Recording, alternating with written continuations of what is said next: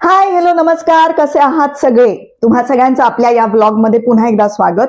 आता मी स्वातंत्र्यवीर सावरकर हा चित्रपट बघून आलीये. सगळ्यात आधी स्वातंत्र्यवीर सावरकर यांच्याविषयी ज्यांच्या ज्यांच्या मनात प्रेम नाही किंवा मी असं म्हणेन द्वेष आहे, त्यांनी हा व्हिडिओ ताबडतोब थांबवावा आणि दुसऱ्या विषयांवरचे व्लॉग्स बघावेत, कारण त्यांच्या इंटरेस्टचं या व्लॉगमध्ये काहीही नाही. या व्लॉगवर आक्षेपार्ह अशा काही कमेंट्स आल्या तर त्या मी ताबडतोब डिलीट करणार आहेत. हा, तर आता या चित्रपटाविषयी आपण बोलूया. स्वातंत्र्यवीर सावरकर हा चित्रपट सगळ्यात आधी मला खूप आवडलेला आहे. रणदीप हुडा यांचं निर्देशन, दिग्दर्शन, लेखन आणि अभिनीत असा हा चित्रपट खरंच सुरेख आहे. मला असं वाटतं की या विषयावरचा चित्रपट आणणं, हा विषय लोकांपर्यंत पोहोचवणं, फक्त महाराष्ट्रात नाही तर देशभरात किंवा आपण असं म्हणूया जगभरात हा विषय पोहोचवणं, हाच मुळात एक स्तुत्य उपक्रम आहे जो रणदीप हुडा यांनी केलेला आहे. त्यामुळे सगळ्यात आधी त्यांचं अभिनंदन. सावरकरांविषयी त्यांचा कुपीत ठेवलेला इतिहास, त्यांचा हिंदुत्वासाठीचा लढा, त्यांची हुशारी, त्यांच्या विचारधारा, त्यांनी केलेलं बलिदान, या अनेक गोष्टी आपल्याला मराठी माणसाला बऱ्यापैकी माहीत आहेत. महाराष्ट्रात आपल्याला लहानपणापासून त्या गोष्टी सांगितलेल्या आहेत, इतिहासात होत्या म्हणा किंवा मोठे झाल्यावर ज्यांना ज्यांना त्या विषयात अधिक इंटरेस्ट आहे त्यांनी अजून वाचन करून त्याविषयी जाणून घेतलेलं आहे. त्यामुळे त्यातले बरेचसे बारकावे महाराष्ट्रात माहीत असतात, अर्थात सावरकर प्रेमींना माहीत असतात असं आपण म्हणूया. पण खरंच जगभरात, देशभरात आपल्या भारतीयांना सावरकरांविषयी इतकं माहीत नाहीये. म्हणजे स्वतः रणदीप हुडा सुद्धा अनेक इंटरव्ह्यूज मध्ये असं म्हणालेत की ते लहानपणापासून त्यांना हिस्ट्री हा विषय खूप आवडायचा, त्यामुळे इतिहास प्रेमी होते ते, तरी सुद्धा त्यांना सावरकरांविषयी इतके बारकावे फिल्म्स करायला लागल्यावर, त्यांच्यावर अभ्यास करायला लागल्यावरच कळलेत. आणि मी काही प्रेक्षकांच्या प्रतिक्रिया सुद्धा बघितल्या, तर त्यांना सुद्धा ही फिल्म बघितल्यानंतर त्यातले बारकावे कळलेत. त्यामुळे ही फिल्म लोकांपर्यंत पोहोचवणं किती महत्वाचं आहे बघा. अर्थात 2001 मध्ये सुधीर फडके यांनी सुद्धा स्वातंत्र्यवीर सावरकर यांच्यावर चित्रपट काढला होता, त्यांची निर्मिती होती, त्यामुळे हा विषय तेव्हा सुद्धा लोकांपर्यंत पोहोचलेला होताच. आणि मला असं वाटतं की आजच्या काळातली ही फिल्म रणदीप हुडानी केलेली आहे. म्हणजे ती दिसायला अशी चकाचक आहे, सुरेख आहे, त्यातले सगळे मुद्दे कव्हर केलेले आहेत आणि आजच्या तरुण पिढीला आवडेल अशी ही फिल्म आहे, कारण ती सुंदर दिसते, ती पेसी आहे, म्हणजे पटपट पुढे जाते.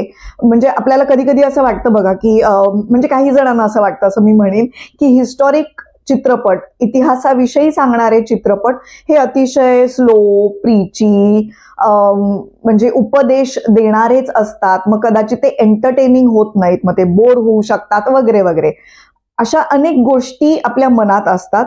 या सगळ्या गोष्टी खोडून काढल्यात रणदीप हुडानी या चित्रपटात. मी इमोशनल पण झाले, 2-3 वेळा रडले, अभिमानाने ऊर भरून येतो तसा ऊर भरून आला. म्हणजे इमोशन्सचे सगळे प्रकार माझे झाले ही फिल्म बघत असताना. पॅट्रिऑटिक आपण म्हणतो ना, तसं फिलिंग आलं होतं. आणि रणदीप हुडा यांनी या चित्रपटावर 2 वर्ष काम केलं आणि मी असंही ऐकलं की हे दिग्दर्शन जे त्यांनी करायला घेतलं ते त्यांच्या अंगावर पडलं. म्हणजे आधी कोणीतरी वेगळं दिग्दर्शन करत होतं, त्यामुळे दिग्दर्शन त्यांनी केलंय. लेखनात सुद्धा 2 जणांनी मिळून लिहिलंय, त्यामुळे लेखनात सुद्धा स्वतः रणदीप हुडा होते. त्याच्यानंतर सावरकर काय म्हणतात, उभं करण्यासाठी त्यांना जे डाएट करावं लागलं आणि काय दिसले ते फिल्ममध्ये रणदीप हुडा, त्यांनी उत्तम काम केलेलं आहे. आणि त्यांनी जे डाएट केलं, मला वाटतं उपासच केला त्यांनी, तर त्याच्यामुळे त्यांचं पोट रिकामं असल्यामुळे त्यांची खूप चिडचिड व्हायची. तर दिग्दर्शनही करायचं तेव्हा माणसाला शांत राहावं लागतं, टेक्निकॅलिटीजचा विचार करावा लागतो, बरं स्वतःच अभिनय करतायत असं सगळ्या ह्याच्यात त्यांची म्हणे खूप चिडचिड व्हायची. आणि त्यांनी अख्ख्या युनिटला सांगून ठेवलं होतं की हा उपास तर मला करायलाच हवा, कारण काळ्या पाण्याची शिक्षा भोगतानाचे सावरकर काय त्यांचे हाल त्यांचे इतके हाल केले होते, तर त्यावेळेला अर्थातच ऍक्टरला अतिशय बारीक असणं गरजेचं आहे, त्यामुळे त्यांनी ते उपास वगैरे केले होते. तर खरंच रणदीप हुडा यांचं कमाल कौतुक आहे. आणि आता टेक्निकली आपण असं म्हणूया की लेखन फार छान डायलॉग्स आहेत, उत्तम, म्हणजे अगदी लक्षात ठेवून पाठ करावे आणि वापरावेत की काय हे डायलॉग्स, इतके मस्त डायलॉग्स आहेत. तर रणदीप हुडा यांच्याबरोबर मी त्यांचं नाव लिहून ठेवलंय, उत्कर्ष नैथानी यांनी दोघांनी मिळून डायलॉग्स लिहिले, दिग्दर्शन अर्थात स्वतः त्यांनी केलंय. आर्ट डिरेक्शन उत्तम आहे, कारण आपल्याला त्या काळात गेल्यासारखं वाटतं, इतके सेट्स छान आहेत. सिनेमॅटोग्राफी उत्तम आहे, पुन्हा एकदा त्या काळात गेल्याचा फील येतो. कॉस्ट्युम्स आमच्याच एका मित्रांनी सचिन लवलेकर यांनी केलेले आहेत, आणि तो अनेक चित्रपटांना कॉस्ट्युम्स करतो आणि बक्षीसही मिळवतो, फिल्मफेअर म्हणू नका, आणि अनेक बक्षिसं मिळवतो. त्यामुळे त्यांनी कॉस्ट्युम्सही केलेले आहेत. त्यामुळे ह्या सगळ्या अँगल्सनी फिल्म खूप छान झाली आहे.